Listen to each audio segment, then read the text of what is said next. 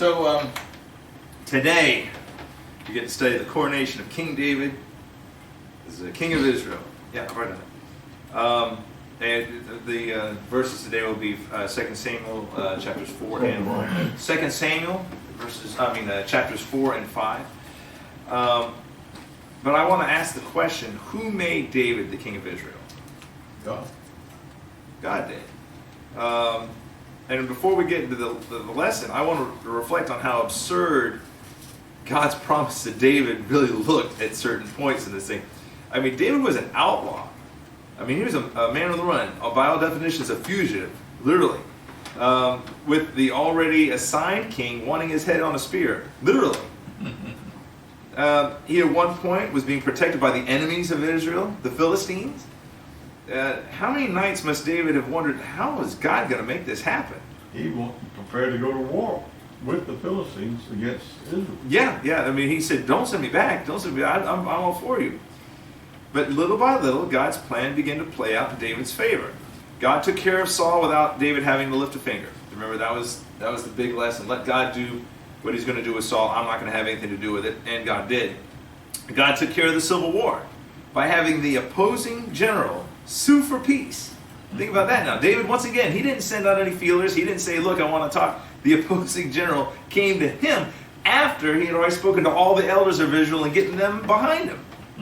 Once again, God took care of that. David didn't say, hey, Abner, if you want peace, this is what you got to do, all right?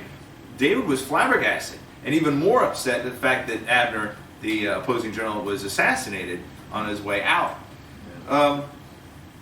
Now, by contrast, who made Ishbosheth king? Who? The king of Israel. The people. No, not even the people. Abner, the commanding general. He personally said he sent him up to do it. You could argue that lineage mandated his kingship. I mean, he was the son of Saul, and he was the sole surviving son of Saul at this point. However, it was Abner, the Israelite general, who appointed Ishbosheth as ruler of Israel. Incidentally, I know it's a mouthful, Ishbosheth, but the name means man of shame. You got to be careful when you pick a name for your son. Yeah, I was going to say. I mean, mine means colored warrior. I know that. And that's brown warrior. That's. I don't understand it. I don't understand it. Well, it's not the sunset. Redneck is what we call it nowadays. Remember also that Saul. What tribe does Saul come from? Out of all the 12 tribes, what? Benjamin.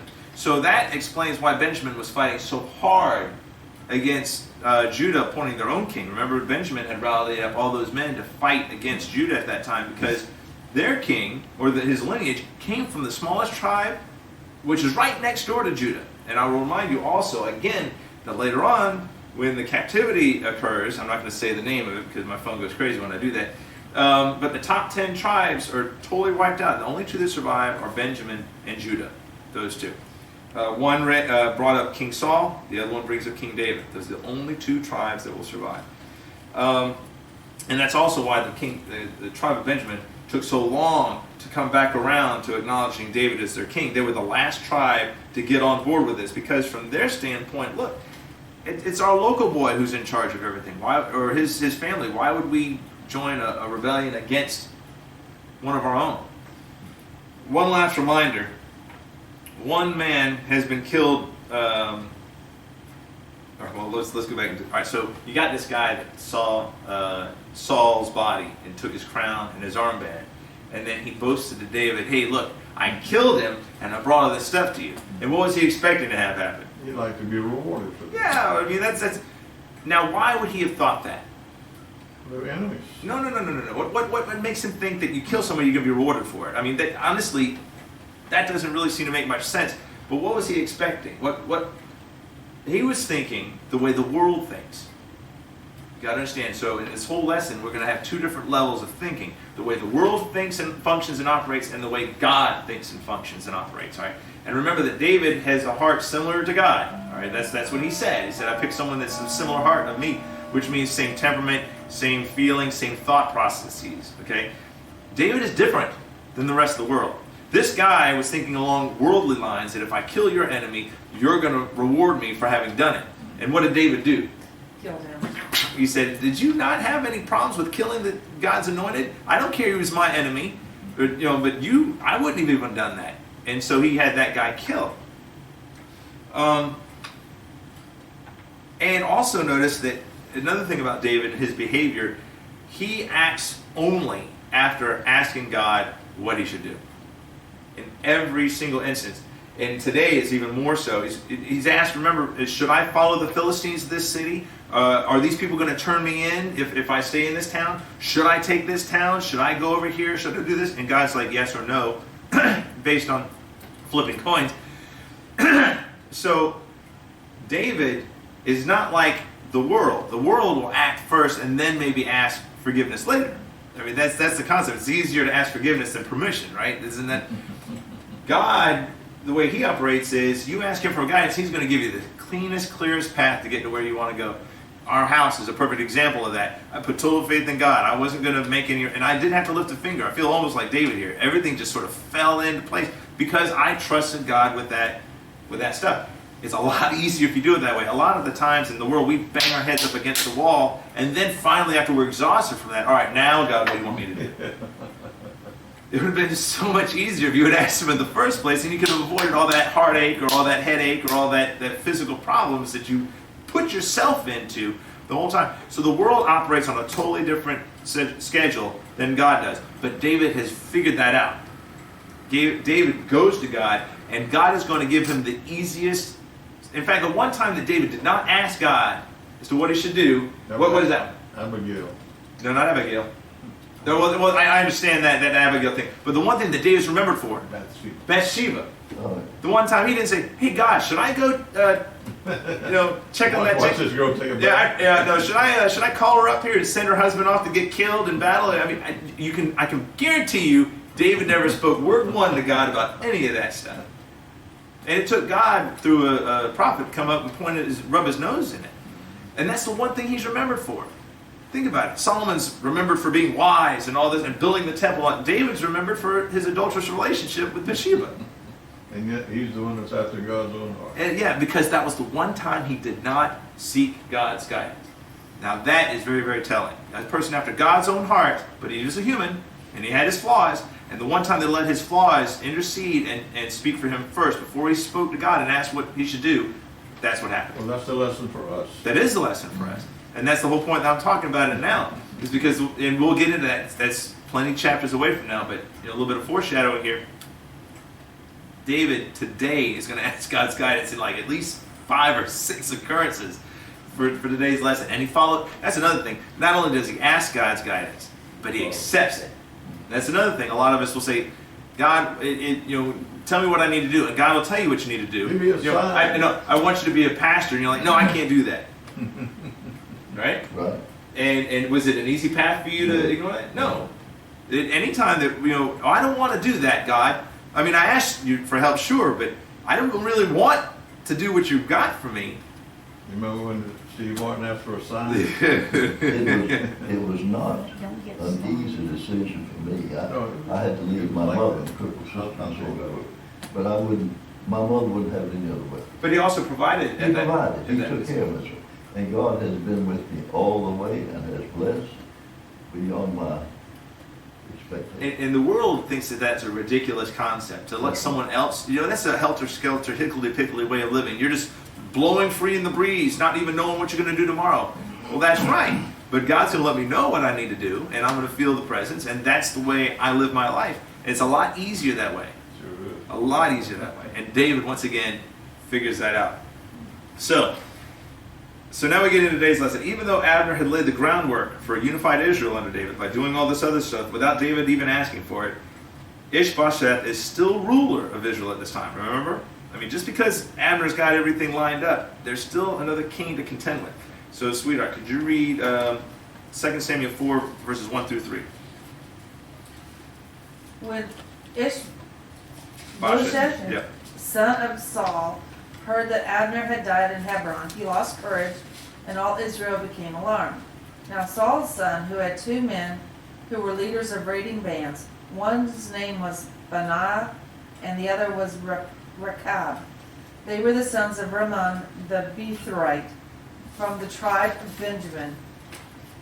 Beethroth is considered part of Benjamin because it is the people of Beethroth fled to Gideon and have resided there as foreigners to this day. All right, so since we had such a time trying to figure out who was chasing who and who ran who spear into who backwards, remember all that where you were confused? Now, who are you talking about here? And all that. I want to try to label now who the characters are. Thank you. Right? Okay. So you got Ishbosheth, who The third son of Saul. fourth son of Saul. Remember The only. the only remaining, the last remaining son of Saul. Ishbosheth. Yeah, who's been named as king of Israel, right? So that's that guy, and he's scared now because he's the last one. He's the last one remaining. His brother Jonathan's gone. His other two brothers, who you only heard about in that one verse, they must not have done anything. They're gone, and his dad's gone. So the way of the world points out that you're next. So he's lost all They courage. all died violently too. Yeah, horribly, horrifically. Well, suicide, and then in battle. Now, Abner was his general, who was also killed by the Judean general, so that's gone. But there were two other military leaders. Well, they led raiding parties. All right, so these aren't the guys that you would talk about in the time of Judah. They would be the ruffians. All right, so these are the guys who go out there and they pillage and then bring back some booty back. Trail raiders. Yeah. These are the cowboys of the time, or the privateers of Pirates. Pirates. Yeah, exactly. So they go out, take some loot, and bring it back to the kingdom with a small price that they take for themselves. But that's these two guys, right? So they're in close proximity to Ishbosheth. They're not generals. They aspire to be generals, I assume, someday, but they're not. They're not of that caliber. They're ruffians, ragamuffins, scallywags, whatever you want to call them, but they are not the caliber of Abner. They just lead raiding parties and come back, right? Not Patton. No, they are not. These are the guys that you really don't want to associate with you. It's a necessary evil. You got these guys, they do good for you, but you really, But anyway, so these guys are in close proximity to the king. Oh, and before I forget, there's one other person we need to discuss who's going to be important later on. Pastor, verse 4. Verse 4. Jonathan, son of Saul, had a son who was lame in both feet. He was 5 years old when the news about Saul and Jonathan came from Jezreel. His nurse picked him up and fled, but as she hurried to leave, he fell and became crippled. His name was Mephibosheth. That guy. Thank you, Doug. I wonder why he went to him. So Yeah, that's exactly why. I appreciate it. This is his first mentioning, all right? Since I remember that lesson so much, that he did. So I want to make sure this is the first mentioning of Mephibosheth. He was crippled by being dropped by his No, it says he was lame in both feet. So That's what it said. he already had a walking disorder, and I can only assume that that's flat-footedness or some other issue. But he could hobble around. But the nurse, when he was 5 years old, the nurse was in such a hurry to try to get up because when the news hits that Saul and Jonathan are dead, once again, you think he's next. I mean, everybody in the line of Saul is now concerned about it. So the nurse, in trying to get him out of town before he's next, grabs him up and starts to flee. And in the process of that, she drops him and destroys his legs at that point. So now he's a cripple. Now he's handicapped. He was poor off in the first place. But now it's even worse, and so it makes it even more complicated and more divinely inspired the way that David treats him later on. Not much more than an infant at this point, 5 years old. But I mean, think about it. This guy right here is perfect for the picking because he can't defend himself. That's right. He can't run away. I mean, if David does want to wipe out all of Saul's line, this guy shouldn't even be a swat of the hand. Yeah. Especially since he's killed people that are killing Saul or whatever. So you would think that if David was a ruthless ruler, that people were expecting. The world expects that. But see, David, once again, totally different level. Exactly the opposite. And it confuses people. I mean, they like it. They're happy. Wow, this guy's great. But it's only great because he's not doing what is expected of him. And Mephibosheth right here is at an early disadvantage, which makes the magnitude of what David does later on even more important. So I wanted to bring that up now. Anyway, so now back to the raiders.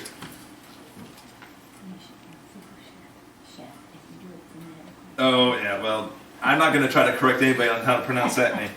All right, so now we got to go back. So remember, you got these two raiding leaders, Bana and Rechab. Once again, you got to be careful when you pick a name for your kid. Dad, verses 5 through 8. 5 through 8. And the son of Rimmon, the Beerothite, Rechab and Bana went and came about the heat of the day to the house of Ishbosheth, who lay on the bed at noon. And they came there into the midst of the house, as though they would have fetched wheat, and they smote him under the 5th rib, and Rechab and Bana his brother escaped. But when they came into the house, they lay on his bed in his bedchamber, and they smote him, and slew him, and beheaded him, and took his head, and went away through the Arabath all night. Went away through the Arabath all night. And they brought the head of Ishbosheth unto David to Hebron, and said to the king, Behold, the head of Ishbosheth, the son of Saul, thine enemy, who sought thy life, and the Lord hath avenged my lord the king this day of Saul and of his seed. All right, so these two raider leaders take care of Ishbosheth for David. While he's sleeping, they stab him in the stomach. Now, I looked it up. This method of assassination takes anywhere from minutes to an hour to die because you bleed out. That's what kills you with that. It's a cowardly way to kill anybody, but especially a king. In all of Shakespeare's things, when someone dies or whatever, it's usually they poison them while they're in his ear while they're sleeping or something, and the ghost comes back to forewarn Hamlet about it. Anyway, the point is that killing a king, instead of being courageous and challenging him, they just do it while he's sleeping. It's a cowardly. But this also represents their caliber of expertise. These are raiding party leaders. They don't go out in the field of battle and line up troops and assignments. They go out and do what needs to be done in the shadows. Yeah. And so this is a cowardly way. And by the way, it also points out that Ishbosheth was scared anyway. He's a weak king. It doesn't say that he did any major campaigns or anything. I mean, he's not in the middle of the fighting. He's back home sleeping and is concerned. So he's not a leader per se. He's there because he's related to his dad, who's dead now, but for no other reason. Now, why did they do this? Now, I mean, not only were they content to just stab him and kill him. That would be bad enough. We've heard about stories about that judge where they stab the guy and then walk away. They stab him and then cut his head off, and then sneak out at night with his head through the pathway through the desert. That's that Araba thing that you were doing. All the way to David's council room, and they're like, check out what we did. Now, the other guy only had the armband and the crown to claim that he had killed it. They've gotten proof now. All right? And David loves this lady. So what was their expectation? Reward. And why would they think that? Because that was the enemy, or the guy that's got a position that David wants. That's the way the world works. If you want to be king, you got to get rid of this other guy that's in your seat. Yeah, it's very Klingon-ish. You assassinate the leader so that you can step in. But that's the way the world operated back in that time. Assassinating a rival. I mean, think of Herod. How many sons and princes did he assassinate because he was paranoid? Well, not just then, but it went on up through the Middle Ages and in England.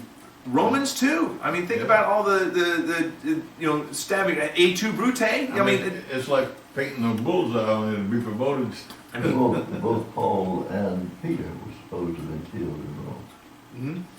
Well, I mean, but I'm talking about leadership. I mean, once you get to that kingly position, you might think it's all rainbows and sunshine. It is not. You've got to look over your shoulder every second. And your best friend, like you said, Brute, your best friend might be the one that does you. Yeah. So these guys, they didn't have such lofty ambitions of. I don't think they wanted to stay raiding party leaders. I think what their reward was, they think, you're going to point me to a cabinet post, or you're going to point me to being a leader in the military. I want to be a general, something like that. That would be what they expected. You've done me this favor. Now the path is clear for me to be the king. Whatever you want, half my kingdom for some, those sorts of things. That was what they were thinking. I'm sure they were talking the whole trip back. Man, there ain't no telling what could be in that envelope. Ain't no telling what. It wouldn't be anything for him to give me 55 talents of silver. No, make it 65 talents. No telling. But once again, though, just to point out, David has already proven himself not to reward that kind of behavior, and that he doesn't act the way the world expects him to. And so let's see how David does respond. Mom, 9 through 12. David answered Rechab and his brother Baanah, the sons of Rimmon and Beerothite. As surely as the Lord lives, who has delivered me out of all trouble. When a man told me Saul is dead and thought he was bringing good news, I seized him and put him to death in Ziklag. That was the reward I gave him for his news. How much more when wicked men have killed an innocent man in his own house and on his own bed, should I not now demand his blood from your hand and rid the earth of you? 12, one more. Oh, so David gave an order to his men, and they killed them. They cut off their hands and feet and hung the bodies by the pool in Hebron. But they took the head of Ishbosheth and buried it in Abner's tomb at Hebron. You know, I've got to think that these guys were raiding party leaders for a number of reasons, but one, they never got advancement because they were stupid. And David calls out their stupidity right here. I mean, look, if I was, see what I did did you not hear what happened last time? Someone This did is even worse. no. I should certainly have warded off the third guy. Yeah, I don't think the other guy's like, hey, should I? You know, maybe. No. I also want to point out that in all of these cases, with the person that took Saul's crown and armband and claimed to have killed him, and these guys here, they didn't ask God for what they should do beforehand. They did not pray. They did not seek His counsel. They didn't seek His advice. They just did what they thought was in the best interest, and that they would be rewarded handsomely for it. They're probably afraid to ask him for his advice because he's going contrary to what they wanted to do. Well, but once again, as you pointed out, though, once you go contrary to what God wants you to do, that end doesn't go well for you either. Mm-hmm. I mean, And that's all David was doing, was applying what he knew God wanted to be done.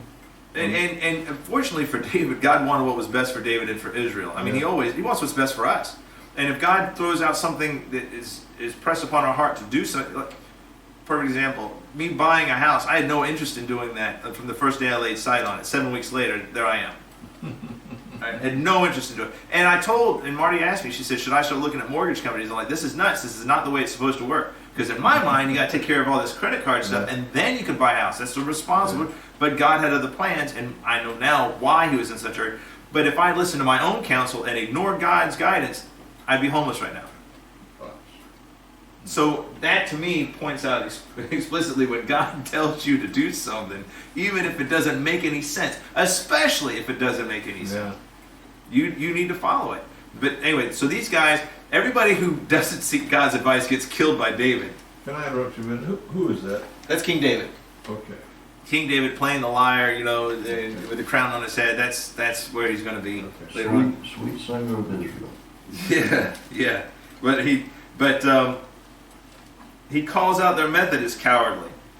David wouldn't have promoted them anyway. I mean, how can he trust dumb cowards with any sort of responsibilities in his kingdom? You know what I'm saying? They call themselves out as idiots. You know, when I'm driving and I see someone do something stupid on the road, a lot of other people get angry and road rage about it. I don't. I'm grateful they call themselves out. Now I know they're an idiot. You know? Now I know to watch out, beware from them. They're not looking over their shoulder. You know, otherwise I would probably put some faith in them to do the right thing, and they're not going to do it. These guys have called themselves out as idiots. It was one thing to have killed Saul on the battlefield, or as an act of mercy for his suffering, which that other guy had claimed.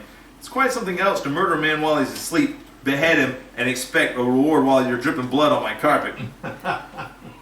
So these guys are killed, their hands and feet are removed, and what does David do then? He hangs their bodies up. No, but what does he do with that head that they brought in? Did he hang the body or the feet and hands? I would think that all the above. Cut off the hands and feet. Yeah, hung the bodies. But what does he do with this head that they brought in so proudly as a trophy? They bury it. Buries it with honors. Yeah. Now, he also did the same thing with Abner.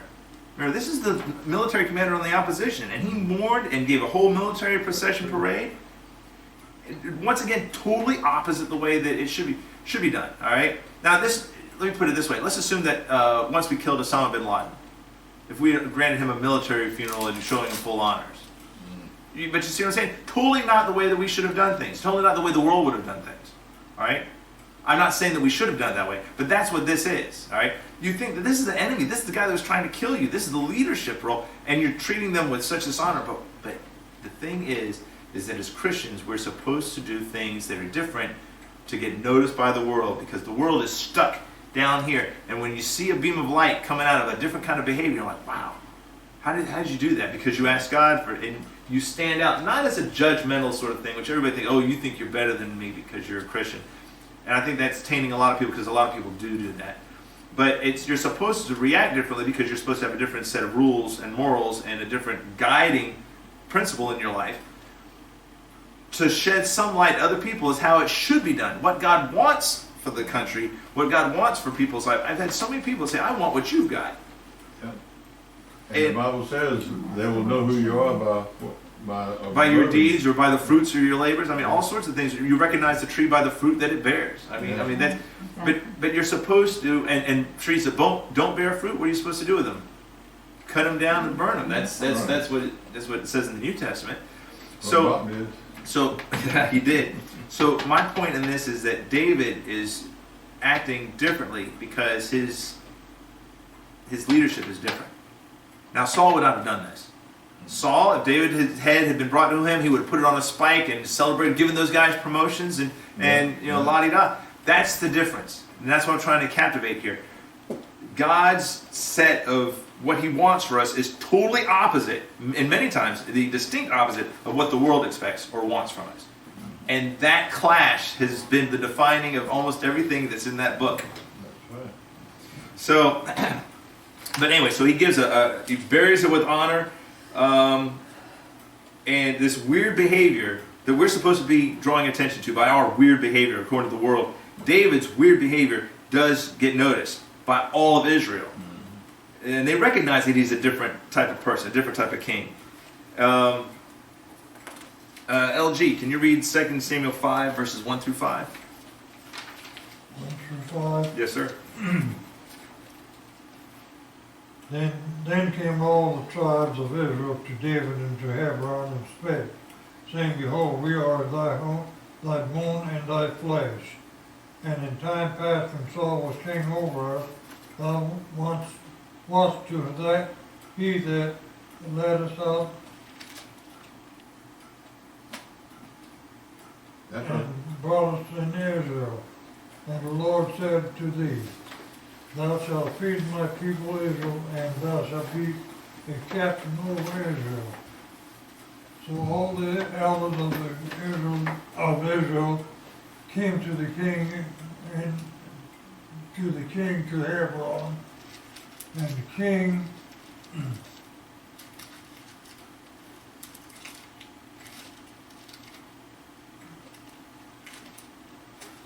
Turn the page. And the king David spake a league with them in Hebron before the Lord, and they anointed David king over Israel. David was 30 years, and when he began to reign, and he reigned 40 years. Hebron he reigned over Judah 7 years and 6 months, and in Jerusalem he reigned 33 years over all Israel and Judah. So by my count, this is now 3 anointing ceremonies for David. The first was a private ceremony by Samuel in front of David's family, and they decided to keep it hush-hush. The second was his anointing as the king of the tribe of Judah, 1/12 of the whole Israel nation. And now he's anointed king over all of Israel. So, third time's the charm. These two parts, the north and the south, are going to be unified behind David. In fact, whenever they talk about Israel, let's say Israel and Judah. Israel and Judah. You notice that they're always going to mention that. It's sort of like the north and the south. They're going to mention that throughout, but they're united underneath them. And it takes Solomon a lot of stupidity, and eventually it's going to split up again. But for right now, they're unified behind a king who is not just the military leader, which he was good at, not just the political leader, which he was also good at, but he's a spiritual leader. And why is he a spiritual leader? Yes, God. He asks God for it. He trusts God and so you're going to want someone like that who seeks God's counsel before they act. I wish we had people like that. I think we've got someone right now who actually does it. You know, I wish he'd ask God for guidance before he tweets, but still. But anyway, so he starts his reign at age 30, and he's going to continue to be king until his death at 70. And by the way, all of this that we're talking about in here, we're going to skip First Chronicles because all of that is this story here. The First Chronicles story is just sort of like a Cliff Notes version of all that we're doing here. So if you ever want to double up on it, if you read First Chronicles, you're going to find the exact same verbiage. Sometimes the exact same quotes in First Chronicles you're going to find here. All right. Now, in this whole situation, you know, you got Benjamin over here and you got Judah over here. They were sort of united now, all of Israel. There's this one city, this one little town that's occupied by the Canaanites. They were never fully expunged from it, and it's smack dab in between the borderline between the tribe of Benjamin and Judah, right there in the middle. And it also is going to be a central point for all of Israel. It's a very strategic point. It's sort of on a hill. It's very easily defendable. And what better place to make your capital than the center of the country? Now, Washington, D.C. is sort of an oddball.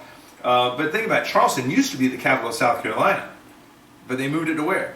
London. Smack dab in the middle of the state. So the only problem with the new capital of Israel is that it's currently occupied. Sweetheart, 6 through 10. The king and his men marched to Jerusalem to attack the Jebusites who lived there. The Jebusites said to David, "You will not get in here. Even the blind and the lame can ward you off." They thought, "David cannot get in here." Nevertheless, David captured the fortress of Zion, which is the city of David. On that day, David said, "Anyone who conquers the Jebusites will have to use the water shaft to reach those lame and blind who are David's enemies." That is what they say, "The blind and lame will not enter the palace." David then took up residence in the fortress and called it the City of David. He built up the area around it from the terraces inward, and he became more and more powerful because the Lord God Almighty was with him. All right, so as he approached the city, they taunted him. And they said, "Even the lame and blind can keep you out of here." I'm reminded of the taunting in Monty Python and the Holy Grail. Yeah. Your mother was a hamster and your father smelled of elderberries. You remember that? That was what they were doing. They were being all, nah, you can't get in here. But look at this. David took the fortress called Zion, another synonym for Jerusalem, and Israel as a whole, by the way. For all their posturing, David took the city without any details of a battle. It's like, and David took the city. So for all of their expectations, look, you can't get in here. David's like, and he doesn't say David took the city because he was a great tactician or that they were idiots. And that what was the reason why they took the city? Because God was with him. God was with him. I'm sure there are multiple times in that interchange where David asked God, "What should I do? What should I do?" And he told him how to do it. Now, Israel has that river running through it at that point, and so that's how he took the city. Now down to some kingly business. Dad, 11 through 16. 11 through 16? Yes, sir. And Hiram, the king of Tyre, sent messengers to David, and cedar trees, and carpenters, and masons, and they built David a house. And David perceived that the Lord had established him king over Israel, and that he had exalted his kingdom for his people, Israel's sake. And David took him more concubines and wives out of Jerusalem, after he was come from Hebron, and there were yet sons and daughters born to David. And these are the names, oh no. And these are the names of those who were born unto him in Jerusalem: Shamos and Shobab, and Nathan and Solomon. Boy, those were easy. Mm-hmm. Ibar also, and Elishua, and Nepheg, and Japhia, and Elishama, and Eliada, and Ephelet. All right, so once again, their naming selections really leave much to be desired.